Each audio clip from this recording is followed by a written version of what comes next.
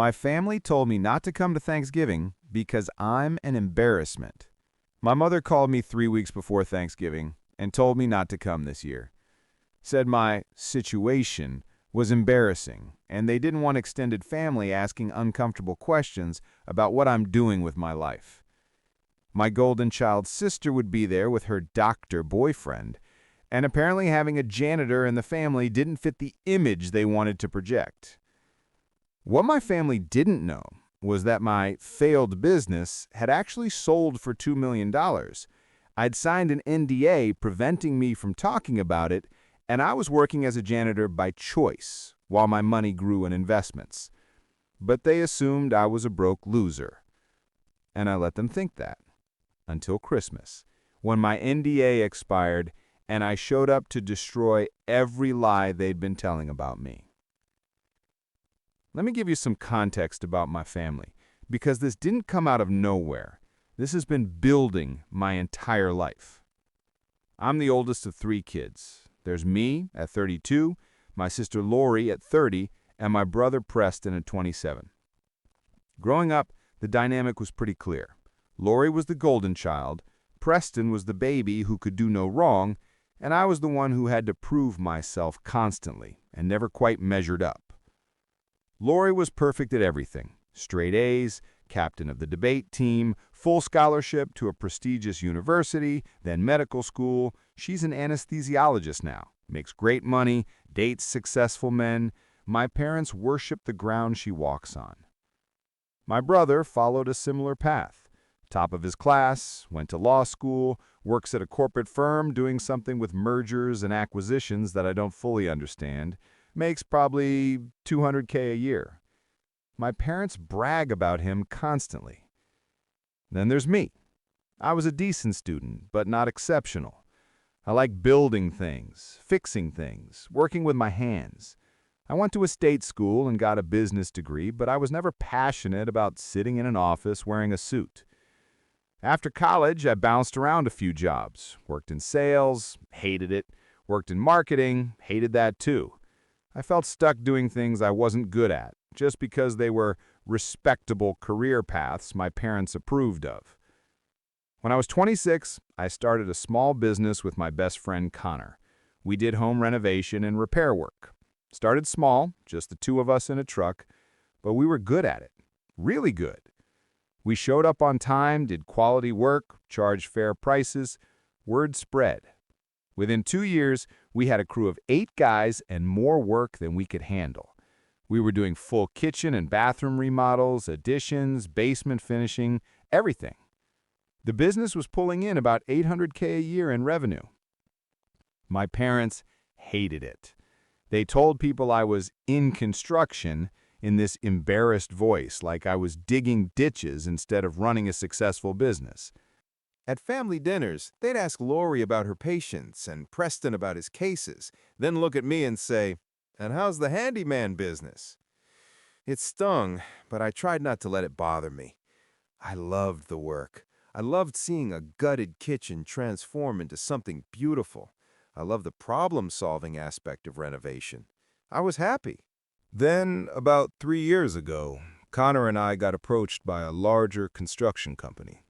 They wanted to buy our business, our client list, our systems, our brand, everything. They offered us $2.2 million. Connor and I talked for weeks. The money was life-changing, but we'd built this thing from nothing, and it felt like selling a part of ourselves. Eventually, we decided to take the deal. The offer was too good to pass up. We were both in our early 30s. This was generational wealth money. We could invest it, let it grow, and have security for the rest of our lives. There was one major condition. We had to sign an NDA. The company didn't want us talking about the sale price or the terms for 2 years. They were acquiring several small businesses in the area and didn't want other sellers knowing what they were paying. The NDA was ironclad. If we violated it, we'd owe back a significant portion of the sale price. We signed. The deal closed. Connor and I each walked away with just over $2 million after taxes and splitting costs. I immediately met with a financial advisor. I was smart enough to know that $2 million could disappear fast if I was reckless. We developed an investment strategy, diversified portfolios, some real estate, some index funds, some bonds. The goal was steady growth and passive income. My advisor estimated that if I lived modestly and let the investments grow, I could generate about $80K to $100K per year in passive income within a few years without touching the principal. By the time I was 50, I'd likely have $4 to $5 million. By retirement age, significantly more. I was set for life at 29 years old. But I couldn't tell anyone. The NDA prevented me from discussing the sale, the amount, or any terms for 2 years. That meant until I was 31, I had to keep quiet about the biggest thing that had ever happened to me. I thought about what to do next. I didn't need to work, but I didn't want to just sit around either. I'm not the type of person who can do nothing. I needed structure, purpose, something to fill my days. I decided to get a simple job, something with zero stress, no responsibility, where I could show up, do the work, and go home without thinking about it. I applied to be a janitor at a large office building downtown. The job paid $16 an hour. I worked second shift, 3 p.m. to 11 p.m., Monday through Friday. My responsibilities were straightforward. Empty trash, clean bathrooms, vacuum offices, mop floors. It was easy, mindless work that kept me active and gave me a routine. I actually enjoyed it. No stress, no difficult clients, no managing employees, just simple, honest work. I'd listen to podcasts and audiobooks while I cleaned. I'd go home, spend time on my hobbies, hit the gym, hang out with friends. Life was good. But I didn't tell my family any of this. They knew my business had closed. They asked what happened, and I said we'd shut it down because it wasn't profitable anymore, which was technically true. We weren't operating it anymore. When they asked what I was doing for work, I told them I was figuring things out. A few months later, I mentioned I'd taken a job as a janitor temporarily while I looked for something better. The reaction was immediate and brutal. My dad actually laughed. He said, "A janitor? You went from business owner to janitor?" My mom looked mortified. She asked if I needed money, if they should help me with rent. I told her I was fine. Laurie gave me this pitying look and said maybe she could ask around at the hospital if they needed anyone in administration. I declined. Preston said something about how I should have stuck with a real career instead of doing the construction thing, and now I was paying the price. They all assumed I was broke and desperate, and I let them assume it. Why? I'm not entirely sure. Part of it was the NDA. I couldn't explain the full situation. But part of it was also curiosity.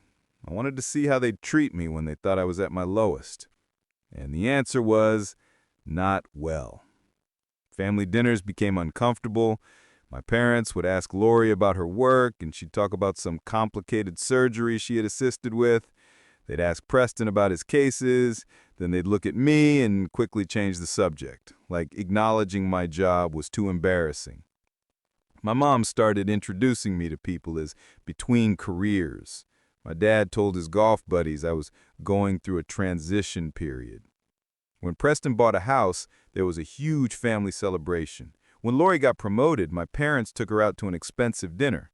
When I mentioned I was happy with my job, my mom patted my hand and said, "That's good, honey. Having a positive attitude is important." The condescension was constant, but I kept quiet. The NDA had about a year and a half left, and I figured I could wait it out. Then, about 3 months ago, things escalated. My parents called a family dinner, just the 5 of us. They said they wanted to discuss something important. I showed up at their house on a Sunday evening. Laurie was there with her boyfriend Marcus, who's a cardiologist. Preston was there with his fiancée Nicole, who works in finance. Everyone was dressed nice. I showed up in jeans and a regular shirt because nobody told me it was a fancy thing. We sat down for dinner, and the atmosphere was weird. My parents kept exchanging looks. Laurie kept glancing at me with this sympathetic expression. Preston looked uncomfortable. Finally, halfway through the meal, my dad cleared his throat. "We wanted to talk to you about Thanksgiving," he said, looking at me. "Okay," I said. "What about it?" My mom jumped in. "Well, we're hosting this year, and we're inviting extended family. All your aunts and uncles, your cousins, grandma and grandpa. It's going to be a big gathering." "Sounds great," I said. "I'll bring something." My parents exchanged another look. "Here's the thing," my dad said carefully. "We think it might be better if you sat this one out." I put down my fork. "What?" "It's just that extended family is going to be there," my mom said. "And you know how they are. They're going to ask questions about what everyone's doing.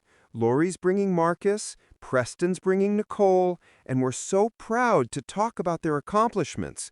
But with your situation, it might lead to some awkward conversations." I stared at her. "My situation." "Your job," Laurie said gently, like she was trying to soften the blow. "You know how judgmental Aunt Carol can be, and Uncle Dennis always makes those comments about work ethic. It might just be easier if you weren't there to deal with their questions." "You're uninviting me from Thanksgiving because I'm a janitor?" I said flatly.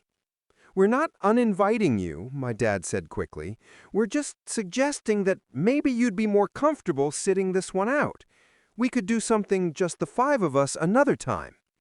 "We're trying to protect you," my mom added. "We know you're going through a hard time right now, and we don't want you to feel bad when everyone else is talking about their success." I looked around the table. Preston wasn't making eye contact. Nicole looked uncomfortable. Laurie had that pitying expression again. Marcus just looked confused, like he didn't understand what the big deal was. "Let me get this straight," I said slowly. "You don't want me at Thanksgiving because you're embarrassed of me?" "That's not it," my mom insisted. "We just want to avoid uncomfortable situations." "For who?" I asked. "Uncomfortable for me or uncomfortable for you when you have to admit your oldest son is a janitor?" "Don't be dramatic," my dad said. "We're thinking of everyone here, the whole family dynamic. You have to understand, people have expectations." "What expectations? That everyone has to have some impressive job title?" "It's not about impressive. It's about trajectory. People know you owned a business, then the business closed, and now you're working a minimum wage job. They're going to ask what happened. They're going to wonder if you need help. It's going to be a whole thing." "So let it be a whole thing," I said. "I'm not ashamed of my job." "Well, maybe you should be," Preston muttered. I turned to him. "What did you say?" He shrugged. "I'm just saying, dude, you're 32 years old working as a janitor. That's not exactly something to brag about. Mom and Dad are just trying to save you from embarrassment." "By not inviting me to Thanksgiving." "By giving you the option to skip it," my mom corrected. "No one's forcing you to stay away. We're just saying it might be more pleasant for everyone if you did." I stood up. "Got it. Thanks for dinner." "Where are you going?" my mom asked. "We haven't even had dessert." "I'm leaving, since my presence is so uncomfortable for everyone." "You're being oversensitive," my dad said. "This is exactly the kind of attitude that's holding you back in life. You can't take constructive feedback." "Constructive feedback?" I repeated. "You just uninvited me from Thanksgiving because you're ashamed of my job." "We are not ashamed," my mom said, but her voice wavered. "We're just concerned about how it looks." And there it was. How it looks. That's all they cared about. Not whether I was happy, not whether I was doing okay, just how it looked to extended family that one of their kids wasn't a high-achieving professional. I left without another word. Over the next few weeks, I got several texts from my mom trying to smooth things over. She said I'd misunderstood, that they loved me no matter what, that I was always welcome at their home, but she never actually re-invited me to Thanksgiving. Laurie called me once and tried to explain that everyone was just worried about me. She said taking a janitor job after owning a business seemed like a sign of depression or giving up, and maybe I should talk to someone. Preston texted me saying I needed to stop being so sensitive and that I'd understand when I was older and more mature. He's 5 years younger than me. I ignored all of them. Thanksgiving came and went. I spent it with Connor and his wife, who knew the whole story about the business sale and the NDA. We had a great time. I didn't think about my family at all. Well, that's not entirely true. I thought about them. I thought about how they'd chosen to exclude me based on their assumptions about my life. I thought about how they'd never asked if I was actually struggling, never offered real help, just decided I was an embarrassment. And I thought about how satisfying it was going to be when the NDA expired and I could finally tell them the truth. The NDA expired on December 23rd, 2 years exactly from when the sale closed. I'd been planning what to do for months. I wanted to make a statement. I wanted them to understand exactly how wrong they'd been and exactly how shallow their judgment was. Christmas dinner at my parents' house was scheduled on Christmas Day at 5 p.m. The same extended family that had been at Thanksgiving would be there. This was my opportunity. On December 23rd, the moment my NDA expired, I went shopping. I'd been driving a paid-off 2015 Honda Civic for years. Perfectly reliable, but not flashy. I went to a Mercedes dealership and paid cash for a new E-Class. $75,000, fully loaded. Black exterior, tan leather interior, all the bells and whistles. I also went to a high-end men's store and bought a designer outfit. Expensive dress pants, a cashmere sweater, nice shoes, a watch that cost more than my monthly janitorial salary. I wanted to look like money. Christmas Day arrived. I got dressed in my new clothes, put on my new watch, and drove to my parents' house in my new Mercedes. I parked right in front, where everyone would see it. I grabbed the expensive bottle of wine I'd brought and walked up to the door. My mom answered. She looked at me, looked past me at the Mercedes in the driveway, looked back at me with a confused expression. "Hi, Mom," I said. "Merry Christmas." "Merry Christmas," she said slowly. Did you borrow someone's car?" "Nope," I said cheerfully. "It's mine. Just bought it a couple days ago." "You bought a Mercedes?" She looked stunned. "How did you... that's wonderful, honey, but how can you afford... Is everyone here yet?" I asked, walking past her into the house. "I have some things I want to share with the family." The living room was full. All my aunts, uncles, cousins, grandparents. Laurie and Marcus were on the couch. Preston and Nicole were by the fireplace. Everyone turned when I walked in. There were immediate reactions to my appearance. I looked different. I looked wealthy. That was the point. "Is that a Patek Philippe?" Preston asked, staring at my watch. "Sure is. $22,000. Got it yesterday." The room went silent. My dad stood up from his chair. "What's going on? Did you win the lottery or something?" "Or something," I said. "Everyone, can I have your attention for a minute? I have an announcement to make." My mom looked panicked. "Maybe we should talk privately first." "No, I think everyone should hear this, especially since apparently my situation was too embarrassing to have me at Thanksgiving." My Aunt Carol perked up at this. She loves drama. 2 years ago, my business partner and I sold our construction company. We sold it for $2.2 million. My half, after taxes, was just over $2 million. I let that sink in. You could hear a pin drop. We signed an NDA as part of the sale, which meant I couldn't talk about it for 2 years. That NDA expired 2 days ago, which is why I'm telling you all now. My dad's face had gone pale. My mom's mouth was hanging open. Laurie looked shocked. Preston looked like he'd been slapped. So when I took a job as a janitor, it wasn't because I was desperate or had failed. It was because I didn't need to work anymore, and I wanted something simple and stress-free while my investments grew. I make about $30,000 a year from the janitorial job, and I make about $90,000 a year in passive income from my investments. My net worth is currently about $2.4 million and growing. Uncle Dennis let out a low whistle. Aunt Carol was staring at me with her mouth open. My cousins were whispering to each other. But my family didn't know this. Because of the NDA, I couldn't explain. And they decided, based on their assumptions, that I was an embarrassment, that I had failed, that I wasn't good enough to come to Thanksgiving dinner. "That's not," my mom started. "Mom, you literally told me not to come because extended family would ask uncomfortable questions about my job. Dad told me I was being dramatic when I called you out on it. Laurie said it would be easier if I just wasn't there. Preston said I should be ashamed of being a janitor." All eyes turned to my parents and siblings. They looked mortified. But here's the best part. I found out through Aunt Carol, thanks for the Facebook messages, by the way, that you've been telling extended family that I'm unemployed and that you've been financially supporting me through this difficult time. My mom's face turned bright red. My dad looked like he wanted to disappear. "You've been telling people you're paying my rent, that you've been giving me money for groceries, that you're helping me get back on my feet. None of which is true. You haven't given me a single dollar. But it made you look good, didn't it? Like you were such generous parents helping your struggling son." "We never said," my dad tried.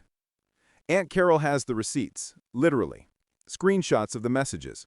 Happy to share them if anyone wants to see." Aunt Carol nodded vigorously. She was enjoying this immensely. "So just to be clear for everyone," I projected my voice so the whole room could hear, "I'm a multimillionaire who works as a janitor because I enjoy it. I don't need anyone's pity or help. And I'm doing significantly better financially than anyone else in this room." I looked at Laurie. Better than an anesthesiologist. Then at Preston. Better than a corporate lawyer. Then I turned to my parents. And definitely better than two retired people living on a fixed income who have been lying to their family for months about supporting their struggling son. The silence was deafening. My grandmother, bless her, started laughing. "Well, I'll be damned," she said. "Good for you, sweetheart." That broke the tension slightly. A few people chuckled nervously. My mom had tears in her eyes.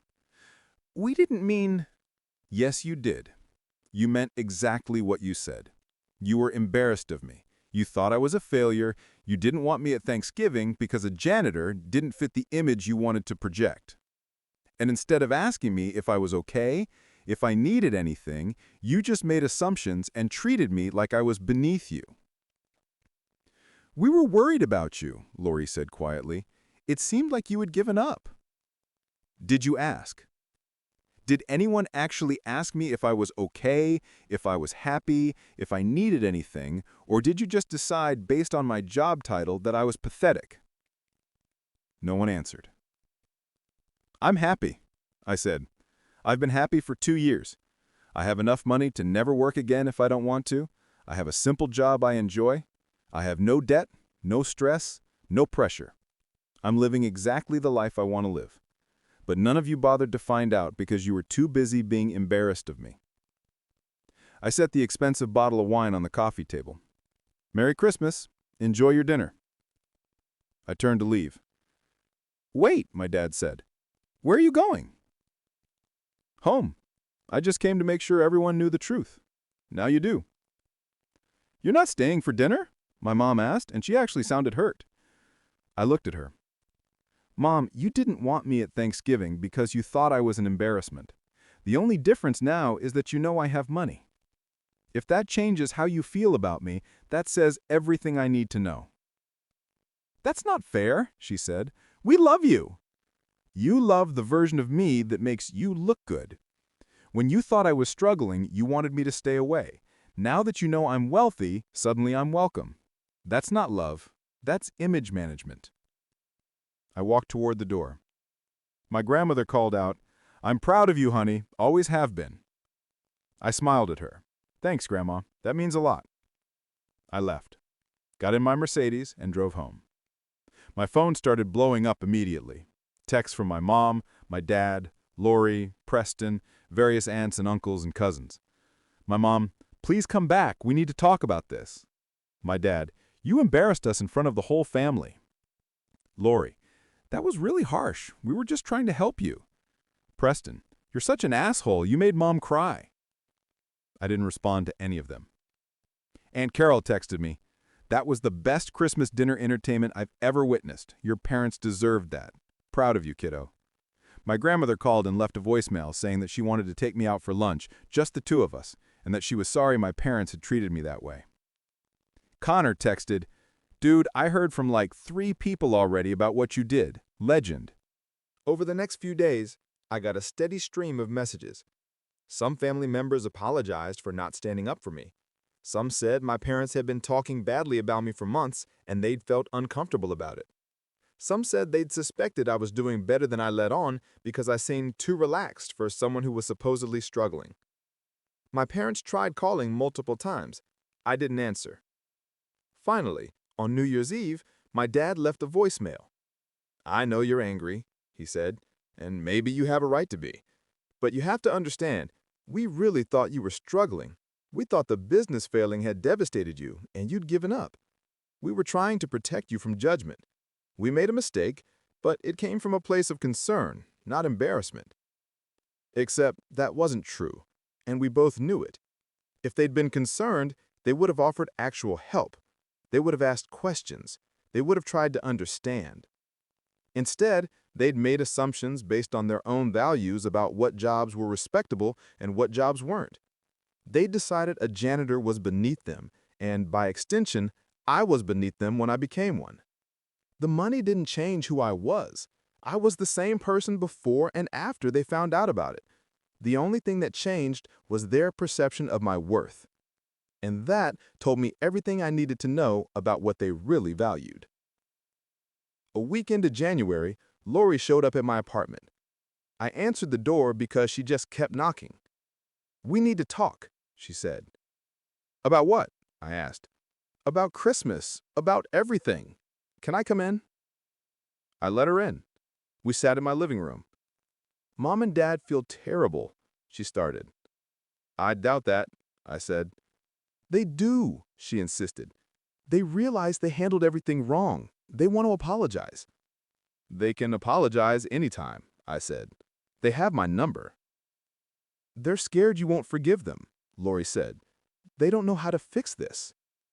Maybe they can't fix it, I said. Maybe some things you can't take back. Laurie was quiet for a moment.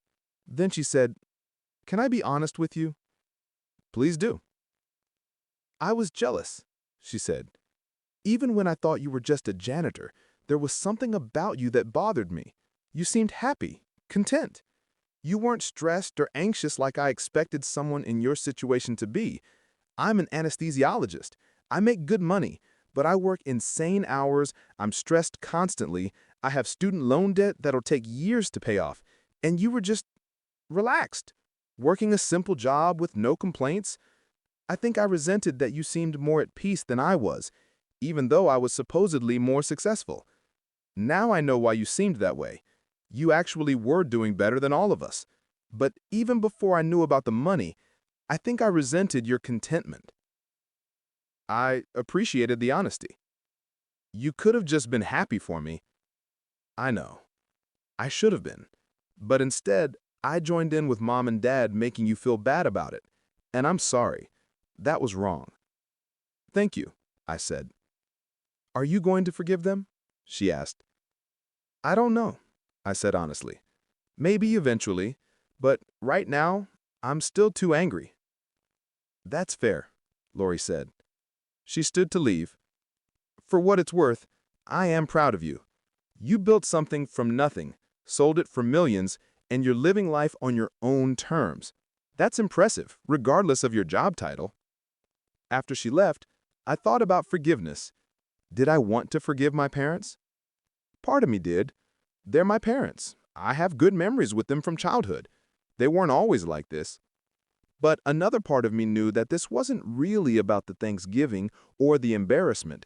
This was about a lifetime of being treated as less than my siblings, of my accomplishments being downplayed while theirs were celebrated, of being judged based on external measures of success instead of actual happiness or fulfillment.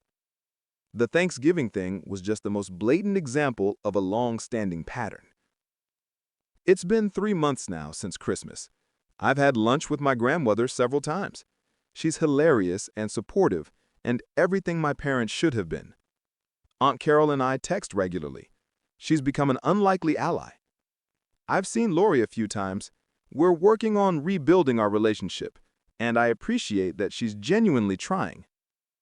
Preston sent me one text saying, "Sorry for being a dick," which I guess is the best I'm going to get from him. I haven't responded. My parents sent a joint email last week, a long, rambling apology about how they'd let societal pressure influence how they treated me, how they'd valued appearances over substance, and how they were wrong to exclude me from Thanksgiving and wrong to lie about supporting me financially. They ended it by saying they hoped I could forgive them and that they wanted to be part of my life again. I haven't responded yet. I'm still thinking about it. What I've learned from all this is that people will judge you based on their own limited understanding of success. They'll make assumptions about your life without knowing the full story. And sometimes the people who should support you unconditionally are the ones who judge you most harshly. I'm still working as a janitor. I still enjoy it. My investments are doing well. I'm on track to have $3 million within the next 5 years without doing anything except letting compound interest work its magic. I'm dating someone now, actually. Her name's Ivy, and she's a teacher. She knew me as the janitor at my school building before she knew anything else about me. When I eventually told her about the money, she said, "That's cool, but I liked you before I knew that, so it doesn't change anything." That's the kind of person I want in my life. Someone who doesn't care about the external markers of success, who values me for who I am, not what I do or how much I have. My family failed that test. They cared more about how my job looked to others than about whether I was happy.